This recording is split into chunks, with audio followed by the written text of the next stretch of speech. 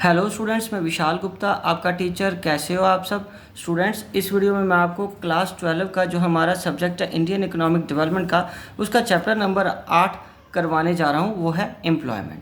तो सबसे पहले हम डिस्कस करते हैं इसके लिए मीनिंग ऑफ वर्कर की वर्कर कौन होता है। A worker is an individual who is engaged in some production activity. कोई भी एक पर्सन या इंडिविजुअल जो किसी प्रोडक्शन एक्टिविटी में इन्वॉल्व है, हम उसको वर्कर कहते हैं। Since production means value addition, we can also define worker as an individual who is engaged in the process of value addition। क्योंकि प्रोडक्शन एक वैल्यू एडिशन का प्रोसेस है, इसलिए जो भी पर्सन किसी वैल्यू एडिशन के प्रोसेस में लगा हुआ है वो वर्कर है। तो वर्कर हमारे पास हम यहाँ पे दो तरीके से कह सकते हैं, एक होते हैं सेल्फ एम्प्लॉयड, दूसरे होते हैं हायर्ड वर्कर्स।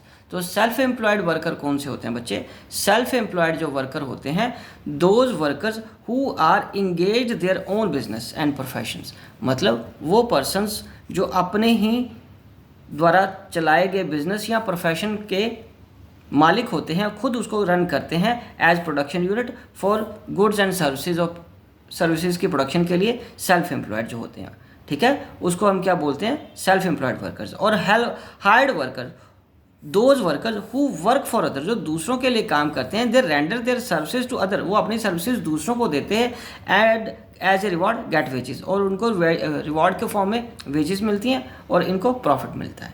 ठीक है बच्चे, चलो अब हम आगे बढ़ते हैं एक तरह की और कैटेगरी के लिए, वो है कैजुअल एंड रेगुलर वर्कर। तो स्टूडेंट्स, कैजुअल और रेगुलर वर्कर में क्या फ़र्क होता है? यहाँ उसकी हम डेफिनेशन की बात करें तो क्या होती है casual workers? They are daily wagers, they are not hired by their employer. ये हायर नहीं किए जाते ऑन रेगुलर बेसिस पे। They are not given social security, ठीक है, बेनिफिट्स लाइक पीएफ, पेंशन। वो एक तरह के दिहाड़ीदार मजदूर होते हैं जो कि लेबर चौक, जो कि ऑलमोस्ट हर शहर में होता है, वहाँ पे खड़े होते हैं काम की तलाश में। और रेगुलर वर्कर्स कौन से हैं? Are permanent employees of their employers, they are entitled to all social security benefits including pension, gratuity and pension etcetera. मतलब पेंशन की जगह हम ईएसआई भी लिख सकते हैं, ठीक है जी, ईएसआई वगैरह ये सारा कुछ इनको मिलता है। और अब हम आगे डिस्कस करेंगे लेबर सप्लाई क्या होती है, लेबर फोर्स, वर्क फोर्स क्या होती है, ठीक है, अनएम्प्लॉयमेंट एंड पार्टिसिपेशन रेट क्या होता है। तो सबसे पहले बच्चों हम डिस्कस करेंगे लेबर सप्लाई क्या होती है। So labour supply refers to the amount of labour that the workers are willing to offer corresponding to a particular wage rate, ठीक है, किसी पर्टिकुलर वेज रेट पे जो व्यक्ति काम करने के लिए तैयार हैं उसको हम क्या बोलेंगे? Labour supply. So you may be able to work for 10 hours a day but you will get willing to work only for 6 hours a day or at a particular wage. So labor supply does measure in terms of man hours of work.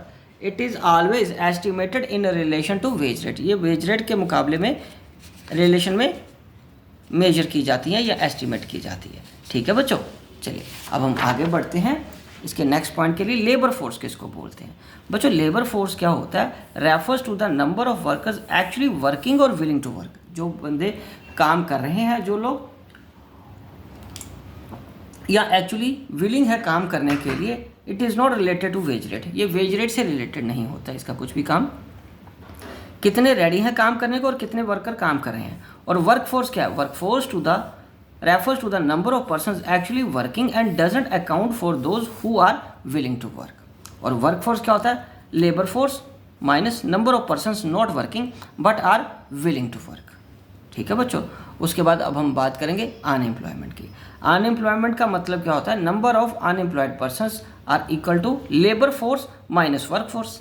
ये हमारा unemployed निकल गया कि कितने available हैं और कितने काम कर रहे हैं, ठीक है। और जो माइनस करके फिगर आएगी वो क्या होगा? अनएम्प्लॉयड पर्सन, जो बेरोजगार हैं, जो काम करने के इच्छुक नहीं है, या यूँ कह लीजिए कि उनको काम नहीं मिल रहा। Participation rate is equal to number of work force upon total population into 100। ठीक है बच्चों, चलिए अब हम आगे बढ़ते हैं। Size of work force in India. Work force हमारे देश में कितनी है, उसका कंपोजिशन क्या है? तो यहाँ पे हम ये कह सकते हैं nearly 471 millions of Indians are working. तो इंडिया की वर्क फोर्स कितनी है? 471 मिलियंस, जिसमें 77% मेल है और 23% फीमेल है। 77% मेल एंड 23% आर फीमेल, और 75% रूरल में है और 25% अर्बन एरियाज में, या यूँ कह लीजिए 1/4 अर्बन में है और 3/4 रूरल में। और female workforce in rural areas कितनी है? 25% of the total rural workforce, while it is only 20% in total workforce in urban areas. तो इसका मतलब ग्रामीण क्षेत्रों में, रूरल एरियाज में 25% महिलाएं काम करती हैं और शहरी क्षेत्रों में 20% महिलाएं काम करती हैं। So next, why is the bulk of our workforce rural based? This implies that more people are engaged in farming and related activities but contributing less to the GDP. This means low productivity of the workers in the rural areas. Low productivity implies low earning, which is why there is widespread poverty in the rural areas. ठीक है बच्चों, वो लोग ज़्यादा काम करते हैं लेकिन वहाँ प्रोडक्टिविटी कम है, इसलिए उनकी लो अर्निंग होती है। यही रीज़न है कि वहाँ पे गरीबी बहुत ज़्यादा है गांव वाले क्षेत्र में। ओके बच्चों, चलो अब आप आगे बढ़ते हैं। Why is the percentage of female workers low and lower still in urban areas? ये बहुत इंपॉर्टेंट क्वेश्चन है। Female education in India is still a far cry, implying low opportunities for jobs. Among most families in urban areas, job work for women is still governed by family decision rather than the individual's own decision.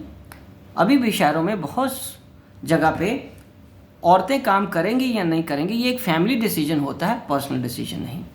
Higher employment among workers in the rural area is owing to the widespread rural poverty. Next है बेटे, rate of participation across rural and urban areas. Ratio है 2017-18 का, ये जो data दे रहा हूँ मैं आपको। तो मैन कितने हैं रूरल में? 51.7 और रेशो है अर्बन में 53, और टोटल कितना 52% मैन वर्कफोर्स है ये। ओके बच्चे, पार्टिसिपेशन कितनी है उनकी? वुमेन 17.5 है और अर्बन में 14.2 और टोटल 16.5। टोटल की अगर बात करें, टोटल रूरल में कितने एम्प्लॉयड हैं? 35% और अर्बन में कितने एम्प्लॉयड हैं? 33.9% और ओवरऑल कितने एम्प्लॉयड हैं? 34.7%। ठीक है बच्चों, चलिए। So based on these above facts, ठीक है, one can draw conclusion high dependency ratio. तो इससे ही हमें ये पता चलता है कि डिपेंडेंसी रेशो बहुत ज़्यादा है, कि घर में एक ही लोग या दो लोग काम करने वाले हैं और उन पर डिपेंडेंट 4 या 5 लोग होते हैं। Higher rate of participation but low level of productivity in rural areas. Higher rate of participation for women in rural areas. ठीक है जी, ओके। अब हम आगे बढ़ते हैं, distribution of workforce by region and gender.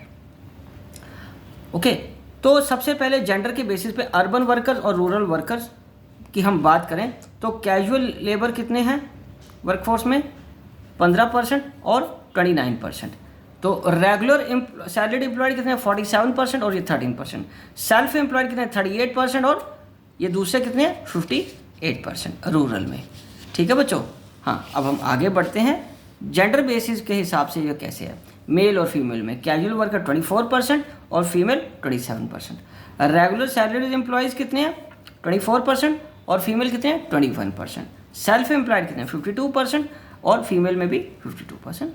Occupational structure और distribution of workforce by industry, primary में कितने परसेंट लोग हैं? 44.6 और सेकेंडरी में 24.4 और टर्शियरी सेक्टर में कितने हैं बच्चे? 31%।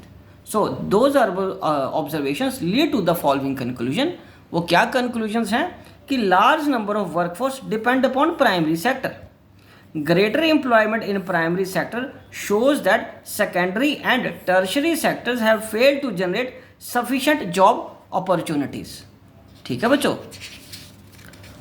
और अब हम आगे एक और डिस्ट्रीब्यूशन की बात करते हैं, वो है distribution of rural urban workforce across different sectors.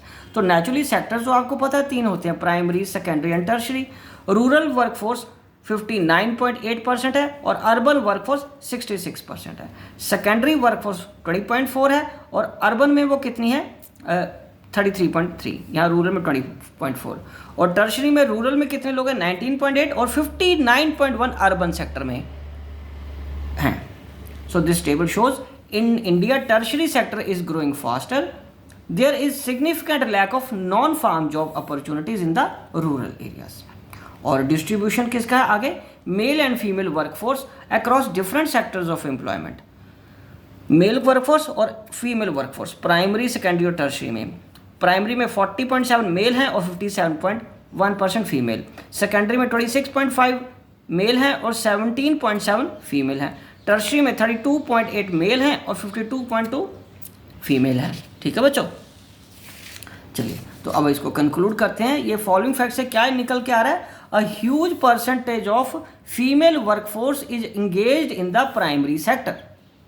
ठीक है जी, और primary activities are production are confined largely to the rural areas and mobility of women in workforce is extremely low. Okay बच्चों, दूसरा, percentage of man finding employment in primary sector is only next to that of the women. It is also very low, ये भी कम है। It is explained in terms of the lack of jobs outside agriculture in the rural areas. ठीक है बच्चों, तो इसी के साथ मैं ये वीडियो यहाँ पे कंक्लूड करता हूँ। आई होप कि आपको अच्छे से समझ आ गया होगा। आप इसी तरह मेरे चैनल को सब्सक्राइब करके वीडियोस देखते रहिए और अपना कोर्स कंप्लीट करते रहिए। Wishing you good luck.